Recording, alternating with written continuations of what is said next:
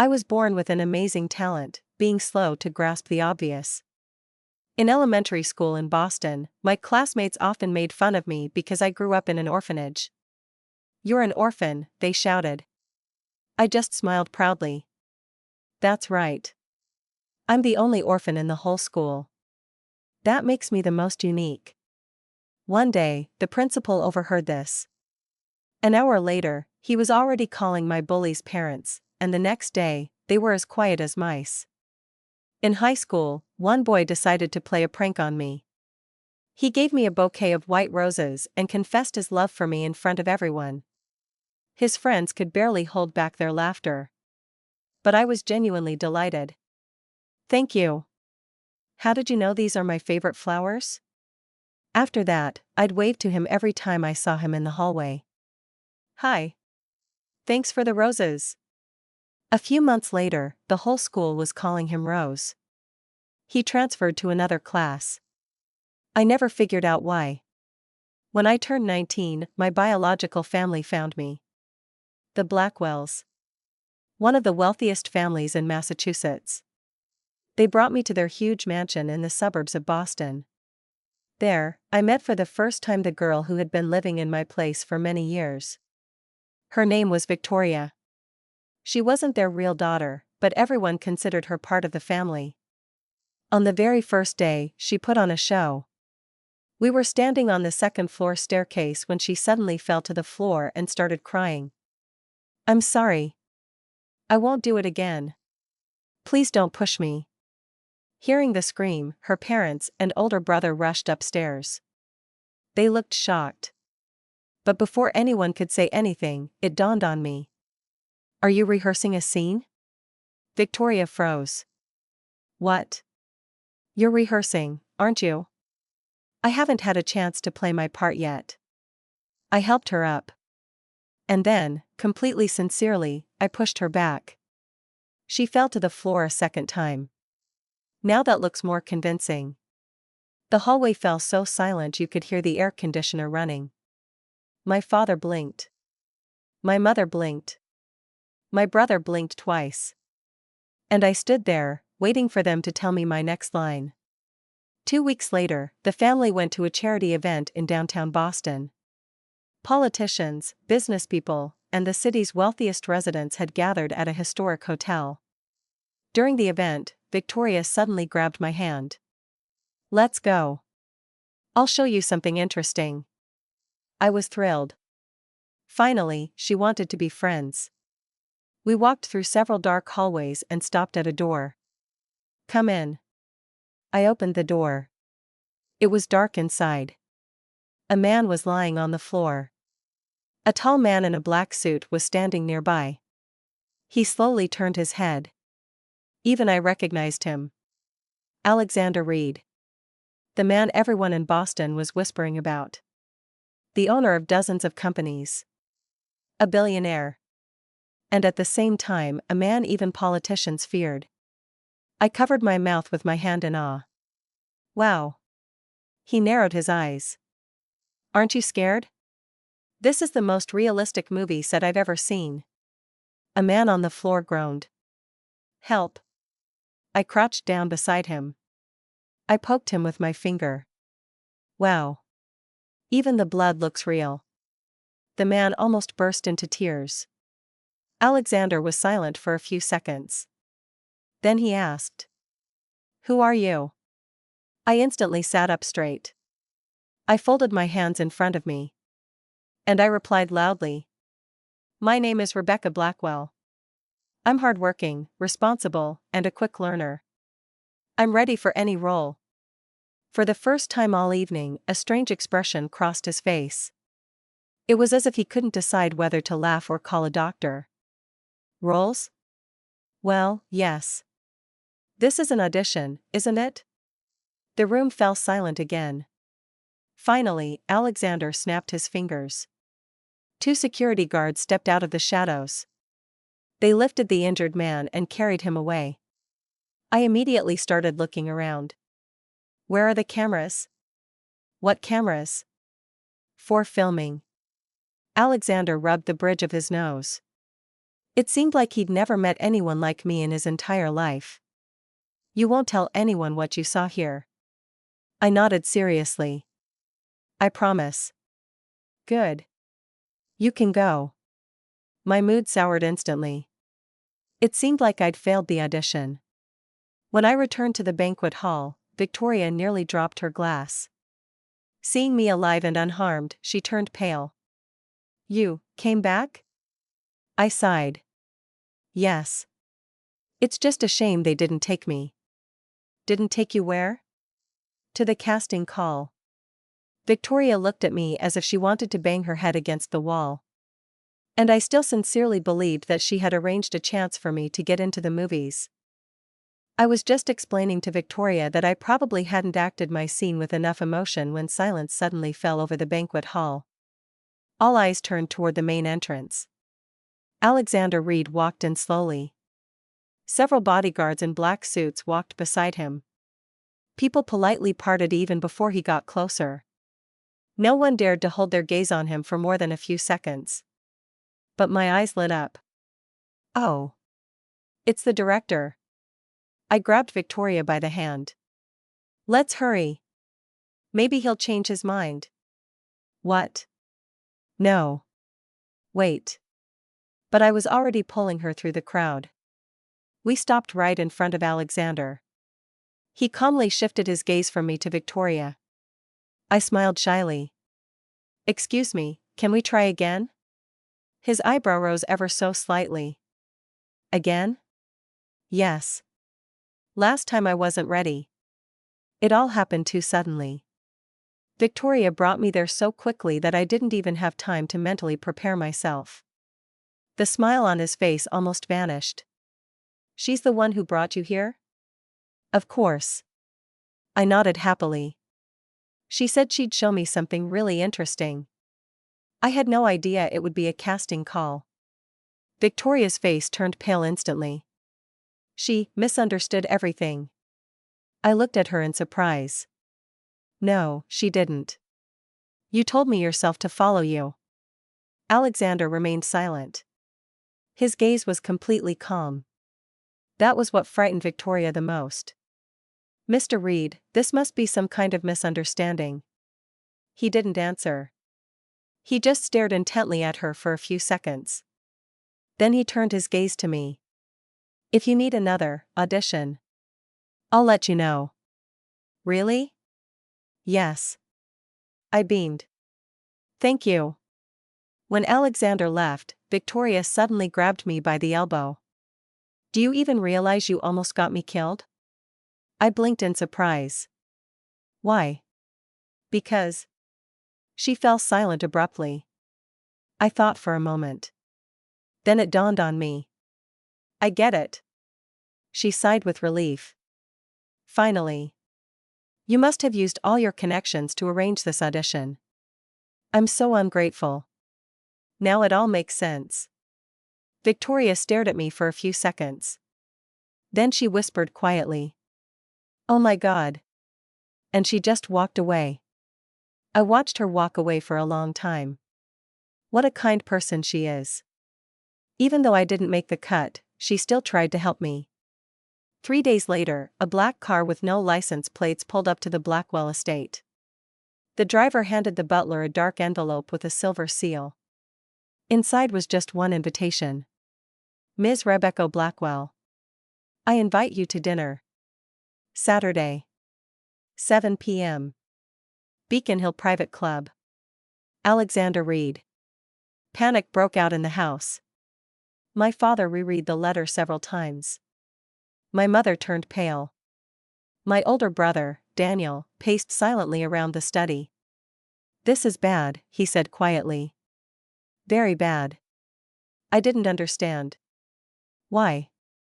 Everyone looked at me at once. That's obvious. I shook my head. No.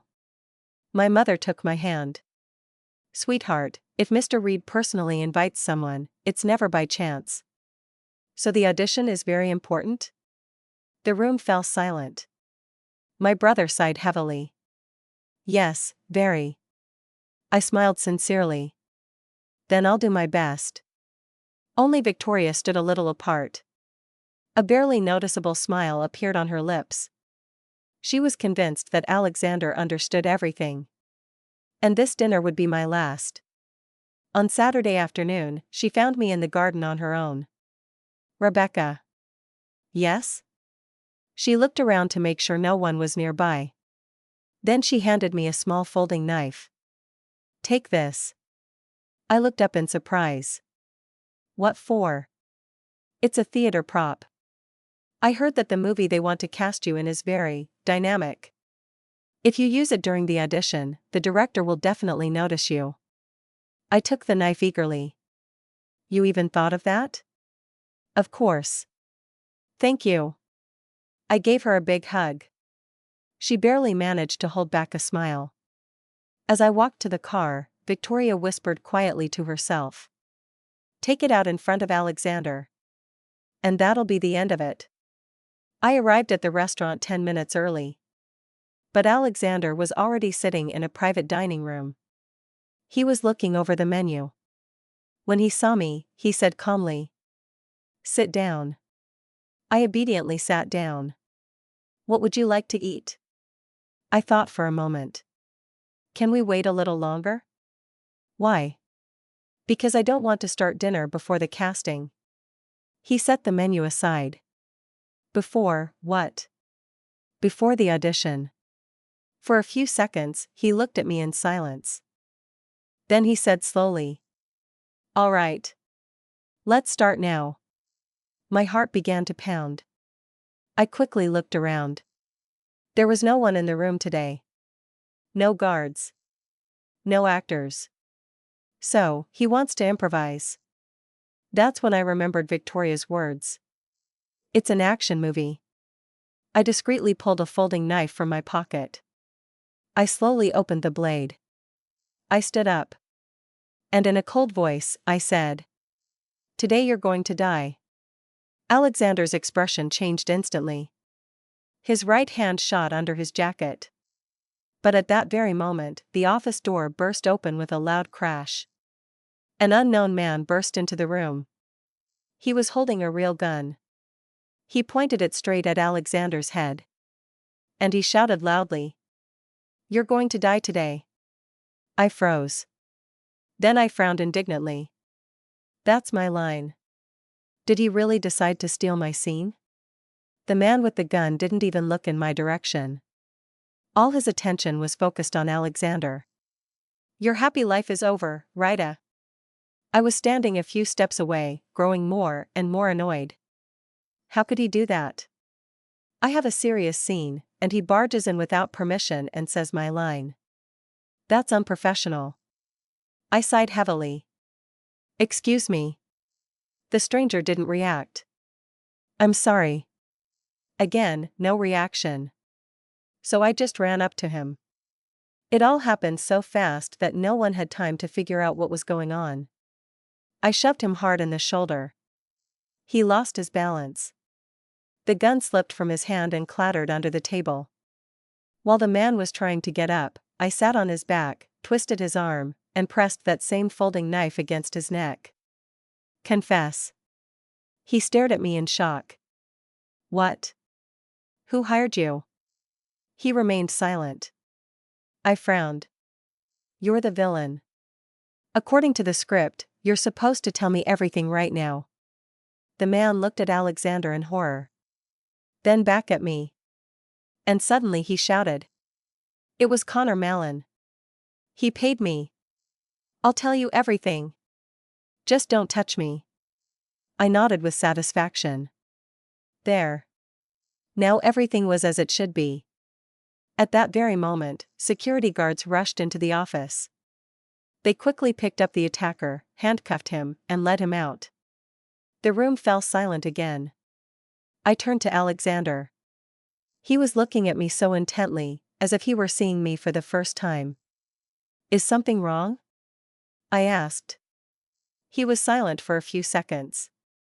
"Weren't you afraid?" "Of what?" He was armed. I blinked in surprise. But he was supposed to play the bad guy. What if he'd shot you? I thought for a moment. Then I answered honestly. That would have been very realistic. For the first time that evening, Alexander smiled. Barely noticeably. That's an amazing answer. I was delighted. Finally, he began to say his lines. I quickly recalled the scene's ending and, crossing my arms over my chest, said coldly, "No one has the right to kill you before I do." Alexander was silent for a few seconds. Then he suddenly laughed. Quietly. "But I mean it, honestly. Hello. You've been accepted." I almost jumped for joy. "Really?" "Yes. Thank you." I bowed so deeply that I almost hit my forehead on the table. For the next few days, I kept checking my phone.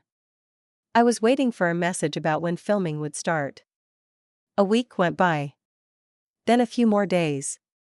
Finally, a courier delivered a large black envelope bearing the Reed family seal. I ran joyfully into the living room. It started. The whole family immediately gathered around me. Dad opened the letter. He read the first line. And froze. Mom turned pale. Daniel silently took the paper. He read it. He slowly lowered his hands. "That's impossible." I took the letter back. I read it carefully. Then again. And again. Finally, I understood everything. Now it's clear. Everyone looked at me. What kind of movie are they making? What kind? A romantic one. Silence fell. It says right here. I pointed at the letter. Please be my wife. I smiled. So that was the role of the wife. That's why the audition was so strange. My father nearly dropped his cup. Rebecca. My mother clutched her heart. This isn't a script. I frowned in surprise. Is it? Daniel rubbed his face heavily. Alexander isn't making a movie. Then why did he say I got the part? No one had an answer. Only Victoria stood a little behind the others. Her face had turned almost white. She had planned for Alexander to get rid of me. Instead, he proposed to me. That evening, Victoria came into my room. She was holding a long white dress in her hands. If you go to see him tomorrow, wear this. I ran my hand over the fabric with delight. It's very beautiful. And one more thing. She smiled. Don't say yes right away. Why? A good actress has to show a range of emotions. First, refuse. Then pretend you're hesitating.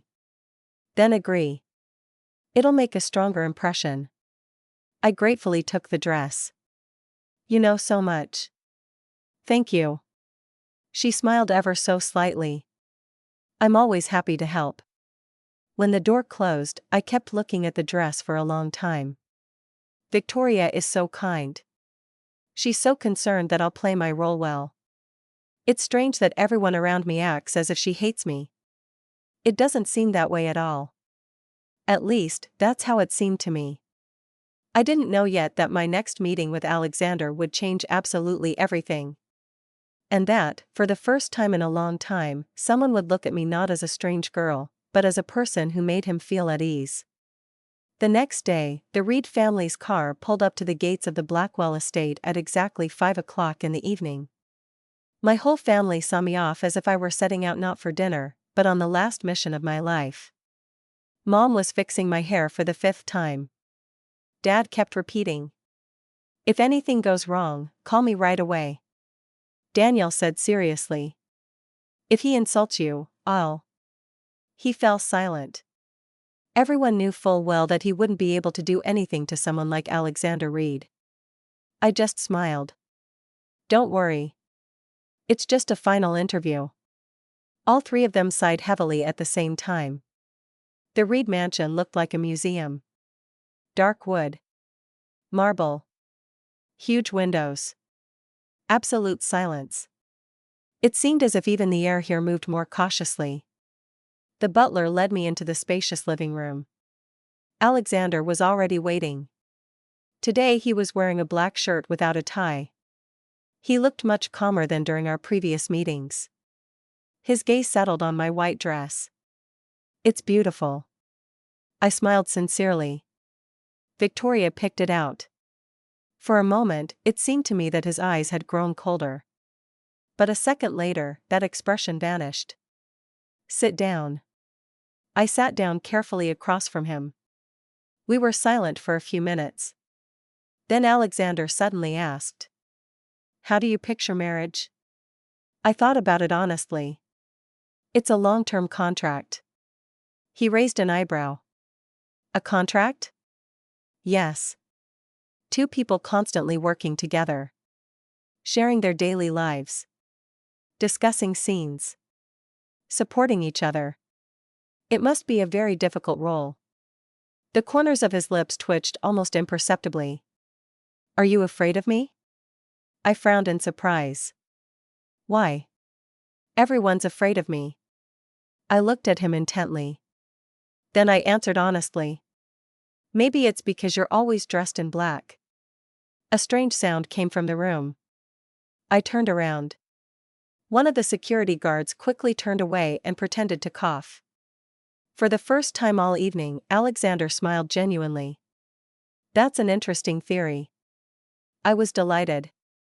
It seemed my improvisation had worked this time. When I got home, I hadn't even had time to take off my shoes when Victoria ran up to me. "Well?" "Well, what? Did you turn him down?"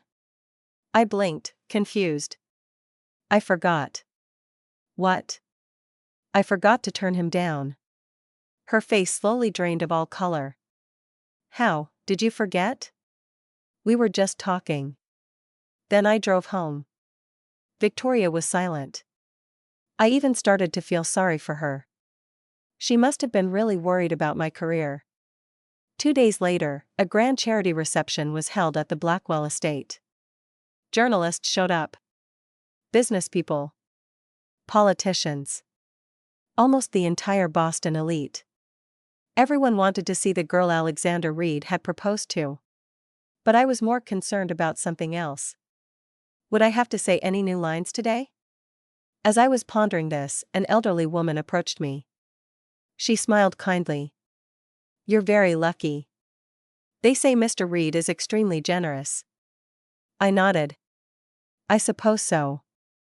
I think he only agreed to cast me because I saved him during the last audition." The room fell silent instantly. My father froze with a glass in his hand. My mother's eyes widened. Daniel slowly turned his head toward Alexander. Everyone began whispering. "You saved him? When? So it's true?" I looked around in surprise. What had I said? Just then, Alexander walked over to me. Calmly. Unhurriedly. And stood beside me. She told the truth. A commotion broke out in the hall. The news spread faster than any gossip. People began to look at me in a completely different way. Not as a strange girl, but as the person who had saved the life of the most influential man in the city. I quietly tugged at Alexander's sleeve. "Did I say something at the wrong time again?" He looked down at me. "No. This time, it was just right." For some reason, those words made my chest feel warm. I didn't understand why. Maybe the heating in this house worked really well. After the reception, Alexander began his own investigation. I, of course, had no idea about any of this. I only noticed one strange thing. Every time Victoria smiled at me, Alexander's bodyguards looked at her as if they'd known something very important for a long time. A few days later, my phone rang late at night. An unfamiliar number appeared on the screen. Rebecca. I recognized his voice immediately. "Good evening, Director." There was a brief silence on the other end of the line. It seemed he had stopped being surprised that I still called him Director. "Tell me." "Yes? Did Victoria really lead you into that room at the banquet on purpose?" "Of course. She said she'd show me something interesting." "Did she know what was going on inside?" I even laughed. Of course she knew. Otherwise, how would she have known where that movie set was? Silence fell over the line once again. When Alexander finally spoke, his voice had changed completely. Low. Cold. Rebecca. Yes? It wasn't an audition. I froze. For the first time in a very long while, I felt like I was beginning to understand something important. And I didn't like that realization at all. I tightened my grip on the phone. It wasn't an audition? No. Alexander's voice remained calm, but this time I heard something completely different in it. Something colder. More serious. That night, I was interrogating a man who had betrayed my company and was secretly working for our competitors. It felt as if someone had poured a bucket of ice water over me. I couldn't say a word. Victoria knew exactly what was happening behind that door, he continued. She led you there on purpose. But, why? Because anyone who accidentally walked into that room became a dangerous witness. My heart skipped a beat. Slowly, I sat down on the edge of my bed. One by one, the events of the past few weeks replayed in my mind. Victoria insisting that I follow her down the hallway. That strange smile on her face. The switchblade. Her telling me to pull it out in front of Alexander. How pleased she had looked when I left for dinner. And the panic on her face when I came back alive. Suddenly, every piece fell into place. I stayed silent for a long time. Then I asked quietly. So? She wanted. I couldn't finish the sentence. Alexander finished it for me. She wanted you to never come back. The room became so quiet that I could hear my own breathing. It felt strange. Very strange. Not because I was afraid. But because I finally understood. All this time, Victoria hadn't been trying to help me. She had been trying to get rid of me. I slowly closed my eyes. For the first time in a long while, there wasn't a single funny thought in my head. Only one question. Why? Does she hate me? I asked softly. Not you. Then who? She's terrified of losing the place she's held for so many years. I fell silent. I remembered how Mom would instinctively reach for Victoria every time. How Dad always asked for her opinion first. How every servant addressed her as Miss Victoria, as if she had always been the true heiress. And then I came back. The girl from the orphanage. The real daughter. And everything changed. I let out a slow breath. So. She was afraid people would stop loving her. Exactly. For a long moment, I stared out the window. A gentle summer rain drummed softly against the glass. Alexander. Yes? What happens to people who try to kill the main character? A quiet chuckle came from the other end of the line. We rewrite the ending. The next morning, every newspaper in Boston exploded with the same headline. Alexander Reed officially announces his engagement to Rebecca Blackwell. Reporters camped outside the gates of our estate. Dad's phone never stopped ringing. Mom spent the entire day worrying. Danielle checked the security system every 20 minutes. Only Victoria smiled. Too quietly. Too calmly. By then, I recognized that smile. It was the same smile she wore right before she did something terrible. And for the first time in my life, I didn't find it funny. 2 days before the engagement party, Alexander came to our house. I was sitting in the conservatory, practicing. I accept. No. Too flat. I gratefully accept. Still not right. I accept. Just then, I heard a familiar voice. Rehearsing? I looked up. Alexander was standing at the entrance. I smiled immediately. Yes. I just can't figure out how to deliver the line properly. He walked over slowly. A bottle of eye drops was sitting on the table. He picked it up. What's this? In case I need to cry. I gently spun the bottle between my fingers. I'm not very good at it without these. He stared at me in silence for a few seconds. Then, unexpectedly, he laughed. Softly. It was only the second time I'd heard his real laugh. Rebecca. I didn't propose because you saved my life. I tilted my head in surprise. You didn't? No. Then why? He looked straight into my eyes. Because everyone sees someone they should fear when they look at me. And you? You asked where the hidden cameras were. I couldn't help smiling. Well, I really was looking for them. Exactly. You don't see what everyone else is afraid of. You see what only someone without prejudice can see. I thought about that for a moment. So, you weren't afraid of me? Of course not. I shrugged honestly. You've never even yelled at me once. He smiled. For me, that's more than enough. That strange warmth spread through my chest again. This time, I couldn't blame it on the heating. It felt like the reason was something entirely different. And for the first time in my life, I didn't want to rehearse any role. I just wanted to be myself. Not knowing that the most dangerous scene of this entire movie was still waiting for me. There were only 2 days left until the engagement party. The Blackwell family was preparing as if the president himself were coming to Boston. The mansion was decorated with thousands of white roses. Decorators bustled around the grounds. The chefs barely left the kitchen. Mom worried over every little detail. Dad checked the guest list over and over again. And Daniel followed me around the house everywhere I went. If anyone asks you to go somewhere alone, don't. Okay. And if you see Victoria, I'll call you. He let out a relieved sigh. Exactly. The evening of the engagement finally arrived.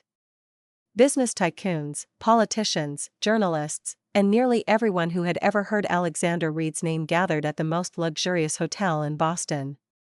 I stood beside him near the entrance. I was wearing a pale blue dress that Mom had spent almost 3 days choosing. I nervously adjusted my sleeve.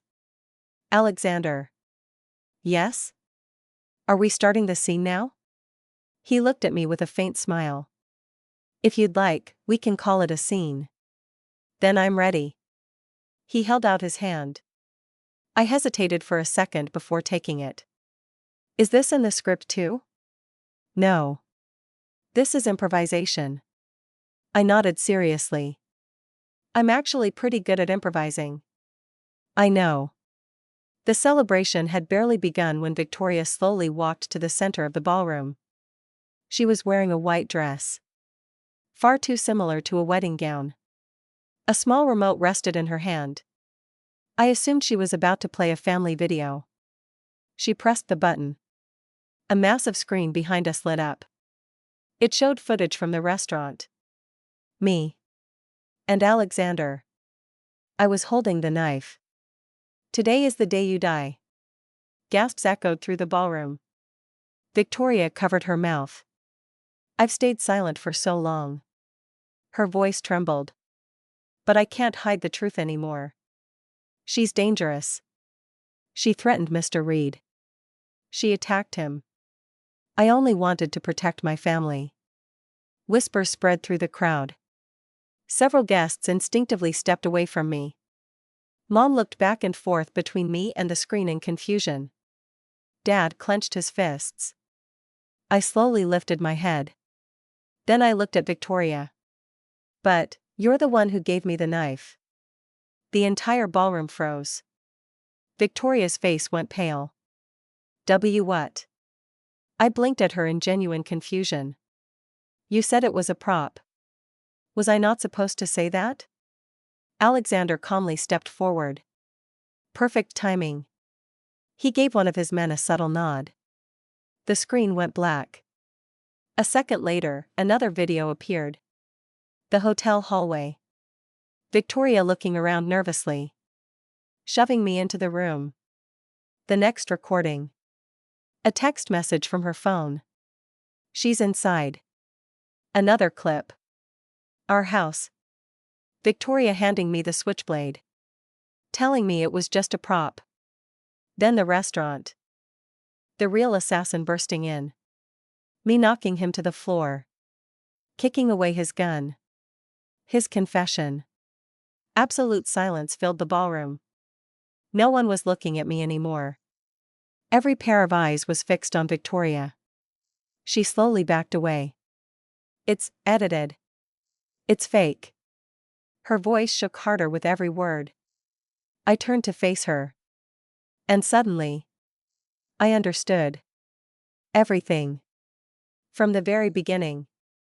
The staircase. The dark room. The knife. The dinner. None of it had been a coincidence. I stood there in silence for a long moment. Then I spoke quietly. Wait. Victoria froze. So. You weren't helping me with the audition? Her eyes widened. A few guests almost laughed. But the moment they saw the expression on my face, they immediately stopped. I wasn't joking. It genuinely hurt. I thought. For the first time, my voice trembled. I thought you just didn't like me. I took a slow breath. But you. You wanted me gone. Victoria suddenly screamed. Because you took everything from me. Her voice echoed across the ballroom. That was supposed to be my life. My parents. My home. My future. You came back, and suddenly everyone only looked at you. I looked at her calmly.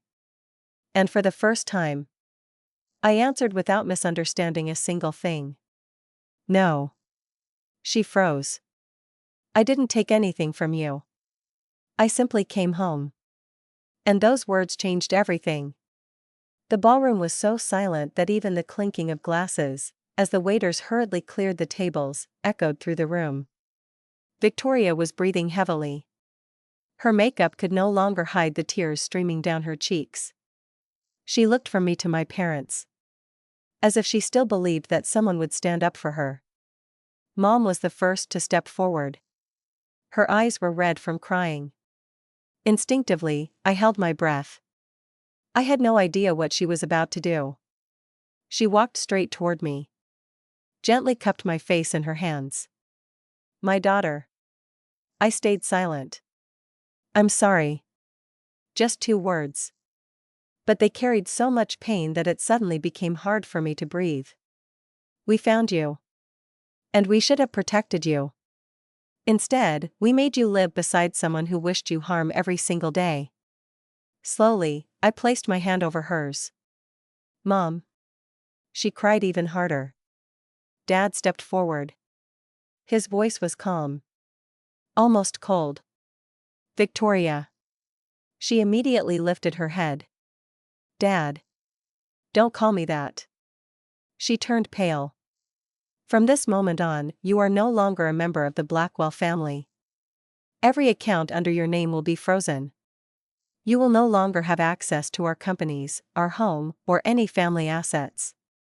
And we will fully cooperate with the investigation. No. She slowly shook her head. You can't. I'm your daughter. Dad closed his eyes for only a brief moment. Then he looked at her again. No. You were the little girl we raised. But today, you destroyed everything that once existed between us. Daniel stepped beside me. He stared at Victoria for a long moment. Then he smiled. You know, my sister may misunderstand people sometimes. But at least she's never tried to kill anyone. I gently nudged him with my elbow. Thank you. He grinned. I've been practicing that line the whole drive here. I almost laughed. Victoria suddenly turned toward Alexander. Mr. Reed. Please. I only wanted to scare her. I never thought. His expression didn't change at all. That's not true. His voice was quiet. Which somehow made it far more terrifying than shouting. You knew exactly what you were doing. He took one slow step forward. You used my name. My reputation. And you tried to make someone else die at another person's hands. You'll answer for that. Victoria collapsed to her knees. Please. I won't do it again. I made a mistake. Alexander gave only a slight nod. His security team immediately stepped toward her. She struggled. She screamed. She begged for forgiveness. Then she turned toward me and screamed instead. This is all your fault. You ruined everything. If you had never come back. I watched her quietly for a long moment.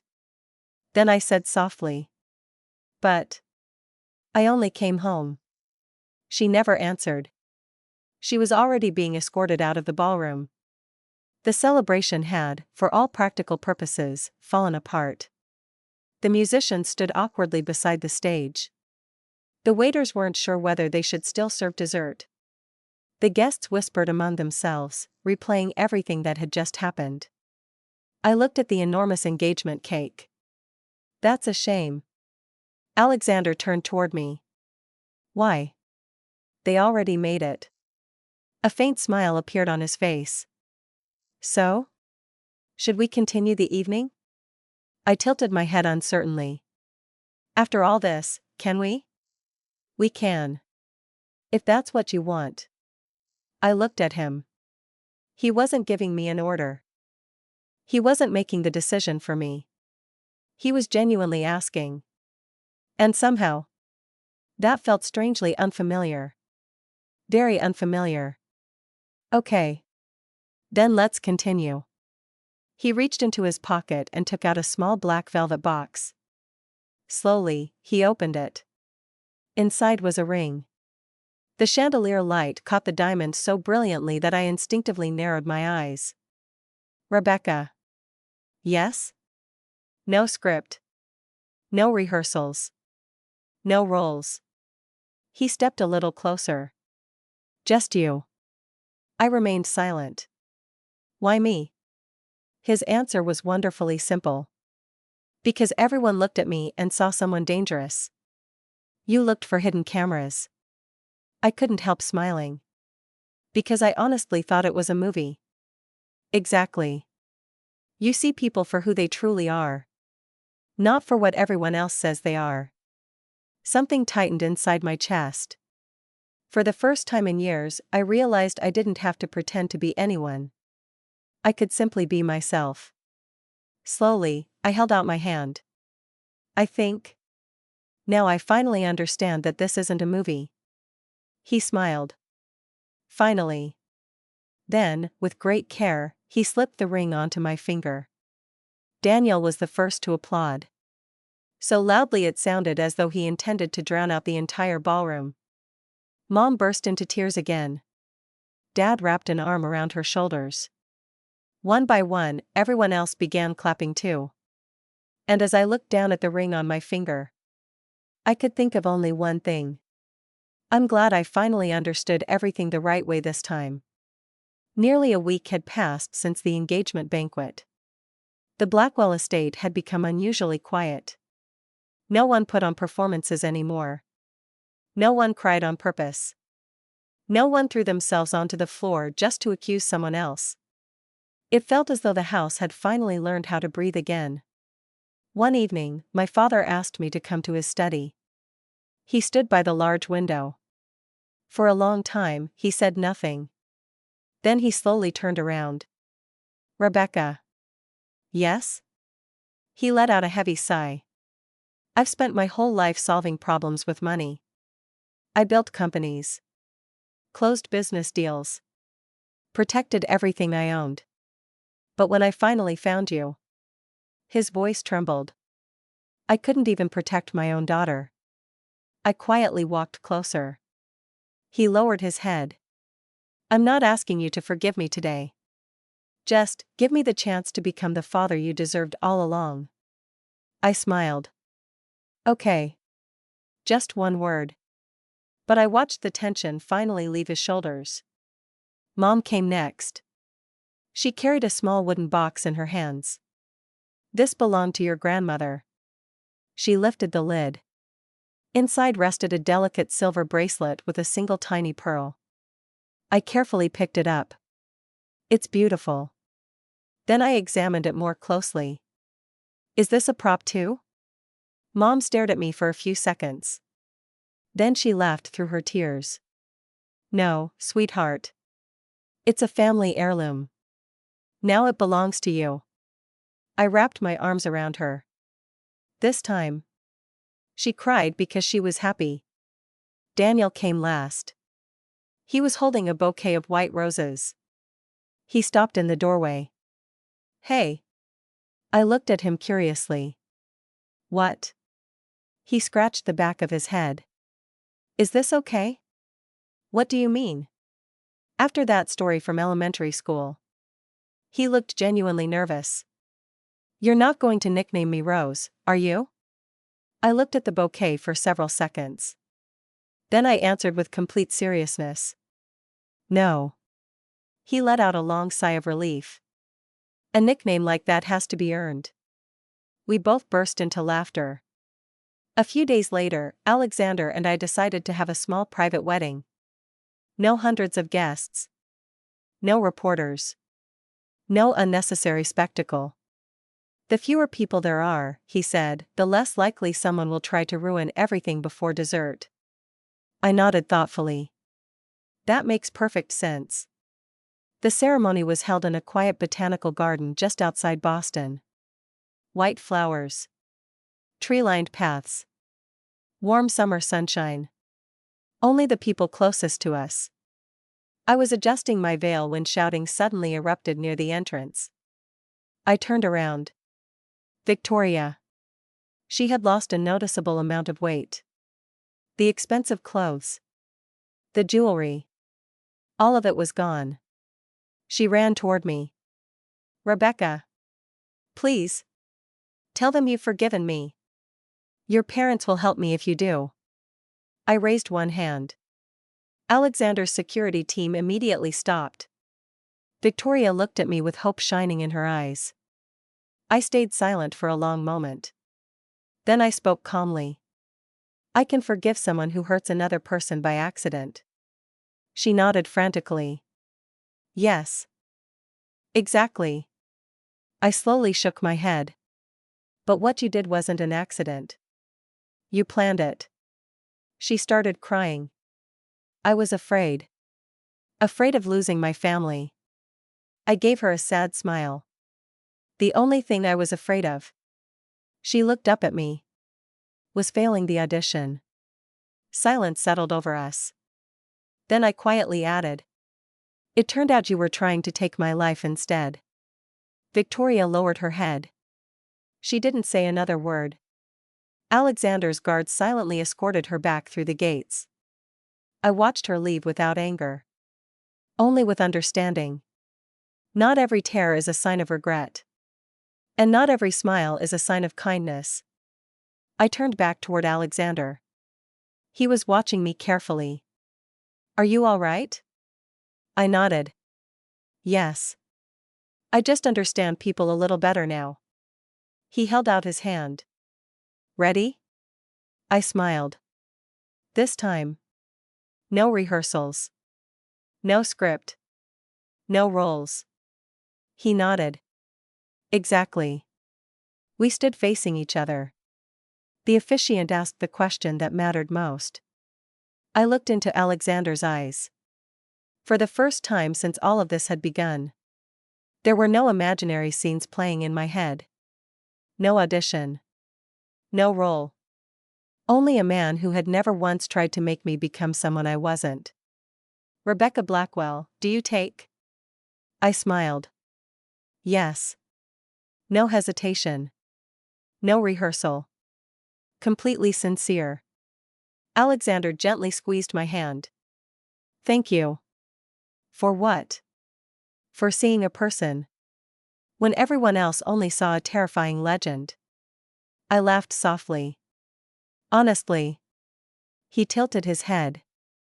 I just thought you were a movie director. He laughed too. For the first time. Openly. Without holding anything back. Even his security guards smiled. Daniel discreetly wiped his eyes. Mom cried tears of happiness. Dad looked more at peace than he had in years. And finally, I understood something very simple.